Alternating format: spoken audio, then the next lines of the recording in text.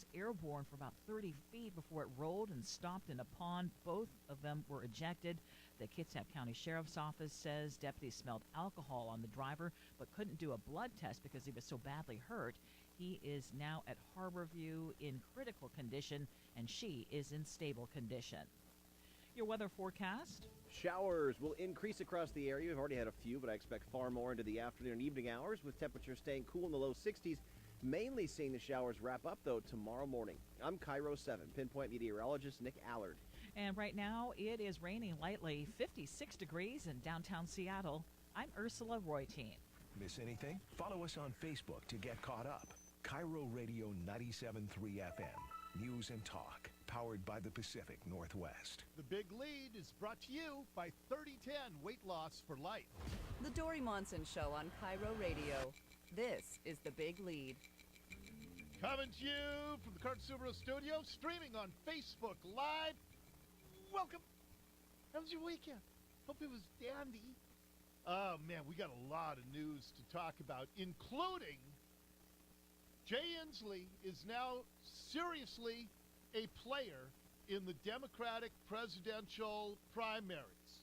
With what happened this weekend, Inslee has become a legit player. Let's get right into the Big Lead. The Big Lead. Top story. Jay Inslee's been languishing 0%, 1%. He gets more and more national press, and the more he gets, the more of a non-factor he becomes, because he is an incredibly boring candidate. And he's one of those people, the more people hear from Jay Inslee, it's not the more they hate him. It's the more apathetic they become about him. That's the opposite of love, is apathy.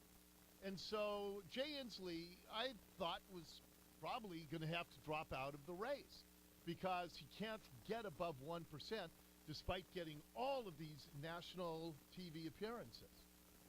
Well, guess what? Jay Inslee's going to get above 1% now.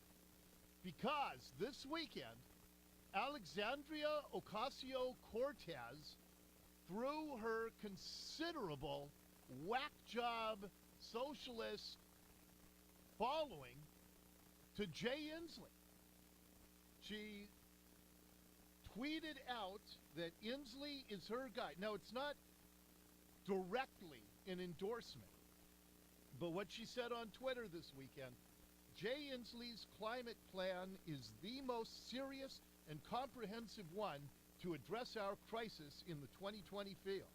It meets big marks. It's big enough, it's fast enough, and it's economically stimulating for working people, and it acknowledges injustice with an eye to make communities whole.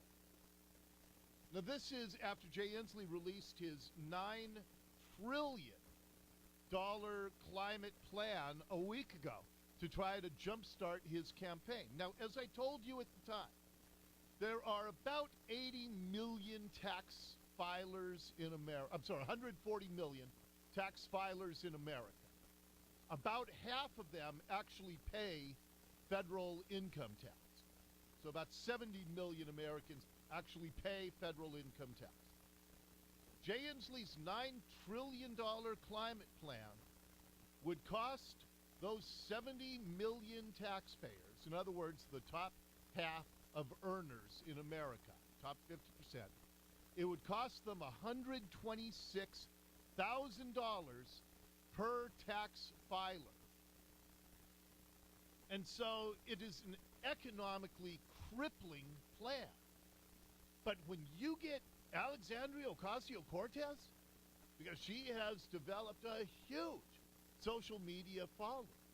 Now, the biggest winner in all of this is not Jay Inslee. It's Donald Trump.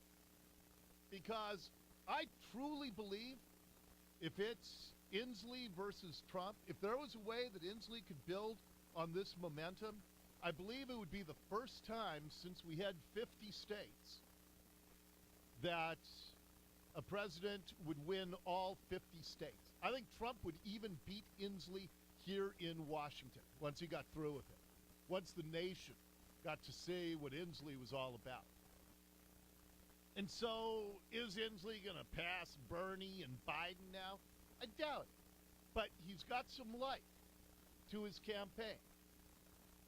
And again, because it so differentiates between our current economy, where people are doing better than they've done in decades, probably since the 80s, and 90s were pretty good too.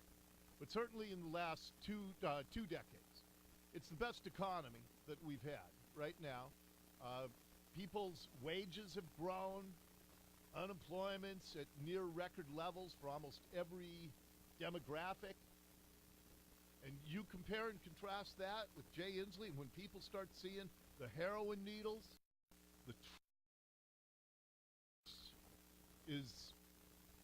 that's what Inslee's state is all about now. That's what we're known for. Homelessness, heroin, trash.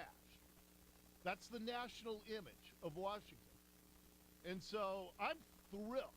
I want Jay Inslee to hang around as long as possible, just from a talk show host perspective. But again, his campaign has some life now with a tweet from AOC that she thinks Inslee is A-OK. Up next in the big lead. The big lead. I told you so. When Dow Constantine announced that he was going to ban ICE from deporting people through Boeing Field. Now understand, we've had about 34,000 people deported from Boeing Field in the last 8 years.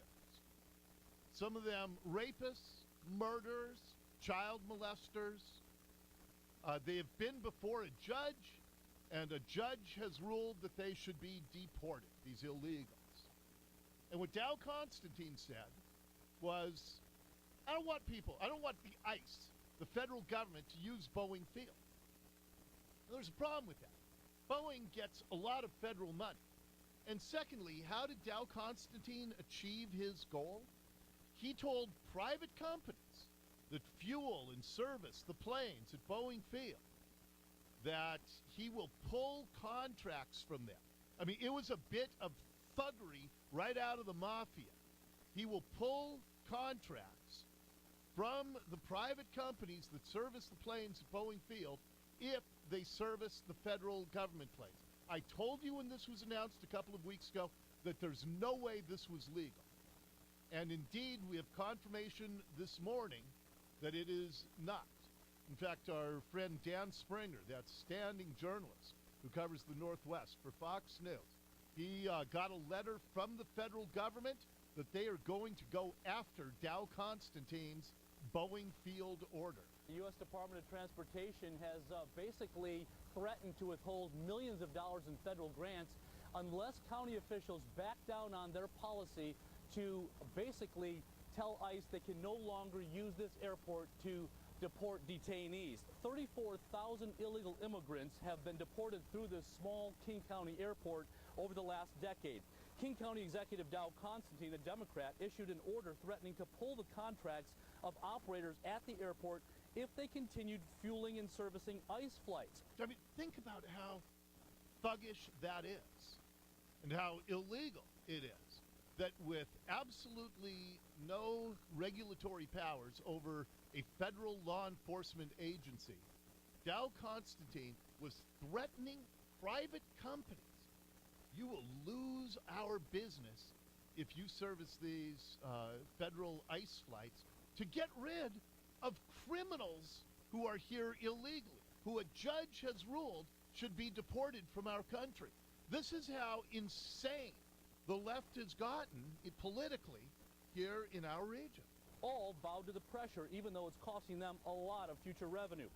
That also means ICE now has to drive handcuffed detainees all the way to the airport in Yakima, a 3-hour drive instead of 40 minutes to Seattle from the Northwest Detention Center in Tacoma. Okay, now let's pause on that. Think how insane that is. So instead of just going, I mean, these guys are handcuffed, they're to be sent out of the country.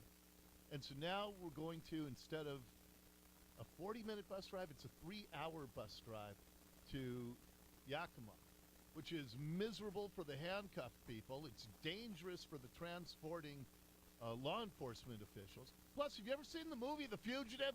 You ever see what happens when a bus full of fugitives or of detainees, handcuffed people, when it gets run off the road, for crying out loud? Local ICE officials issued a statement saying, quote, state and local efforts thwarting ICE operations serve only to create additional security concerns and add significant delays and costs to U.S. taxpayers. The brother of a local deputy killed recently by an illegal immigrant during a traffic stop says these sanctuary policies are making it more dangerous for cops and the public. ICE says it has used the King County Airport to deport human traffickers, rapists, and several murderers. Think about that. Dow Constein wants to keep people here, or he wants to make a statement in support of rapists and murderers and child molesters. Why? Because they're here illegally. That's why Dow Constein wanted to go to bat for them. Their crimes don't matter to him. All that matters is this politics of identity. And if you're an illegal, then I'm going to make a statement. I'm going to say that I'm not going to support getting rapists and murderers and child molesters out of our state. It's unimaginable. In fact, they had a soundbite in that Fox News story from a brilliant analyst about this whole thing. Local radio host Dori Monson blasted Dow Constantine. We're a region that talks about diversity and equity and inclusion all the time, but has no problem discriminating against the federal government for simply enforcing our immigration laws in this country. It really is exemplary of just how crazy this region has gotten. Is exemplary the right word? I don't know if that's the word I wanted to use. Yeah, what the? So anyway, that is the craziness. That rapists, murderers, child molesters who are in this country illegally, Dow Constein wants to go to bat for them by making them ride a bus 3 hours to Yakima, from which they will be deported. It's insane. But Dow Constein has a lot of problems, as you'll be hearing in the days and weeks to come on The Big Show. Next up in The Big Lead. The Big Lead, big local. I was fascinated by the story that our news partners at KIRO 7 did over the weekend. Deborah Horn did the story. So there's a family that owns property down in Maple Valley, and they discovered bags after bags after bags of trash that had been dumped on their property. So they called the sheriff, and the sheriff said, well, there's really nothing we can do about it. But then this couple, so they're in a position where they got to remove trash that somebody else dumped on their property, and they open up the bag, and there's mail to another Maple Valley woman's house. And then they go back to the sheriff's deputies, and they said, well, wait, we can tell whose trash this is. And so the sheriff said, okay, yeah, we can get involved. So while KIRO 7 was at the site where this couple was dealing with this trash, the woman who owned the trash originally rolled up while Deborah Horn and her crew at KIRO 7 while they were recording. But first, here's the property owner, Robbie Norman, who explained why he was so frustrated that somebody else dumped a bunch of trash on their property. It's just more household trash. It's like someone just didn't want to go take the time to go to the dump to get rid of their own stuff. I don't know why someone would want to go dump their trash with their own personal address and everything on it. And his wife, Courtney, said, yeah, this just isn't right. People should be held responsible for what they do. But then they found who the trash belonged to. Then this morning when me and my husband drove by the house and then figured out who they were, that's when I returned the call and was like, there has to be something that we can do. They should not be allowed to just dump. Okay, so the woman who had the trash originally, she then rolls up in a canopied pickup truck with some guy and discovered KIRO 7 was there. Guys, I'm embarrassed. This is embarrassing. Well, I'm sorry. We didn't come to embarrass you, but the people who live here own this property, and now they have to pay for it to be removed if you don't. That's why we're here. It's because we're going to get it loaded and get it out of here. I paid somebody to do this. Okay, so that woman claimed that she paid someone to come to her house and get rid of her trash, and the person she paid just went and dumped it there. Now, is that true? I don't know. Deborah Horn said she got a call after the report aired over the weekend from a woman who said, yeah, I used to work with a guy who would charge people to come pick up their trash, and then instead of taking it to the dump, he would just dump it anywhere he could. So it is possible that this woman paid somebody to do it, this Claudine Looney, whose trash it was. It's possible, or it could be that she did it. I don't know. I just don't know the truth of it. But it was a good bit of television to be there when the owner of the trash showed up. And then another crime in the Puget Sound area this weekend is starting to get a lot of national attention. The big lead, top trending. Q13 News had this story about a man in Thurston County. A homeless intruder broke into his home.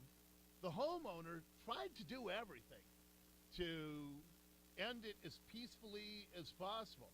He tried to defend himself with a stick, but when that didn't work, the homeowner had to get a gun. Here's Thurston County Lieutenant Rudloff about it. He didn't leave. He, in fact, started to come through the slider glass door and attacked the homeowner. So the homeowner had a stick, some piece of wood, and he tried to fend off the burglary suspect. And the intruder, the homeless intruder, just wouldn't stop. And so the homeowner grabbed his gun and shot the homeless intruder once in the chest. The homeowner knew that he had done the right thing and the only thing he could do to protect himself and his wife. And the neighbor to the homeowner, Ernie Brown, is just happy that his neighbor was able to successfully defend himself. Well, my neighbor's fine.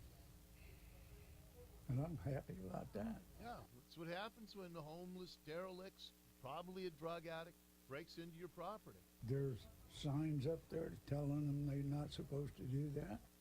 And did not kill the intruder, but a gunshot in the chest. He's in serious condition, last I heard. And it's another case of where somebody, good guy with a gun, was able to successfully defend his property. And that is your big lead for today. The big lead on KIRO Radio. Ursula's going to check the news, and then our friend Brock Heward. We got a lot of stuff to talk with Brock about. That's coming up next here on the Dori Monson Show. This hour of the Dori Monson Show is brought to you by Insulation Northwest. Just when we thought our measles epidemic was over,